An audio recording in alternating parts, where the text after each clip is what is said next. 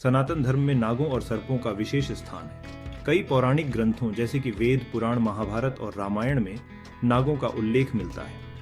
यहाँ कुछ प्रमुख नाग और सर्पों का वर्णन किया गया है। शेषनाग विष्णु जी के शैया रूप में स्थित हैं। अनंत और अधिशेष भी कहलाते हैं। पृथ्वी को अपने फणों पर धारण करने की शक्ति रखते हैं।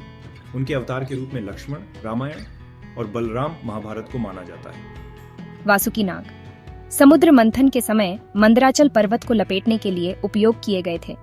शिवजी के गले की शोभा बढ़ाने वाले नाग हैं। तक्षक नाग महाभारत में उल्लिखित वर्णन अनुसार नाग प्रजाति के राजा अर्जुन के पौत्र परीक्षित की हत्या तक्षक नाग ने ही श्रृंगी ऋषि को दिए वचन से बाधित होकर की थी। कश्यप ऋषि और कद्रु के पुत्रों में से एक हैं। कालिया नाग यमुना नदी में निवास करता था और अपने विष से जल को जहरीला बना दिया था। भगवान श्री कृष्ण ने इसके फणों पर नृत्य करके इसे पराजित किया और इसे रामणक द्वीप जाने का आदेश दिया। अनंत नाग, इन्हें अनंत शेष भी कहा जाता है, काल का प्रतीक माने जाते हैं। पृथ्वी की स्थिरता बनाए रखने में सहायक है। पद्मनाभ नाग ये भी शेषनाग के समान माने जाते हैं। विष्णु जी के चरणों में निवास करने वाले माने जाते हैं। कर्कोटक नाग नल और दमयंती की कथा में वर्णित है। इन्होंने राजा नल को दंश दिया था, जिससे उनका स्वरूप बदल गया था।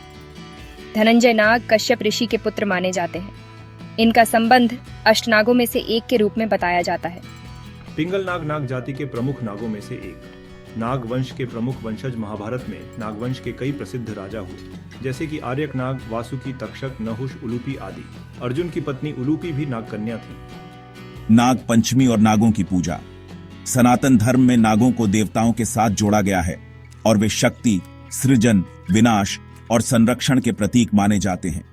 सनातन धर्म में नागों की पूजा का विशेष महत्व है और नाग पंचमी पर नागों की विशेष आराधना की जाती है। यदि वीडियो आपको पसंद आए तो कृपया लाइक एवं शेयर कीजिएगा। यदि चैनल पर नए हैं तो वो सब्सक्राइब वाला बटन भी दबा दीजिएगा। इससे सनातन संस्कृति पर हमारे नित्य नए वीडियो आप तक पहुंचते रहेंगे।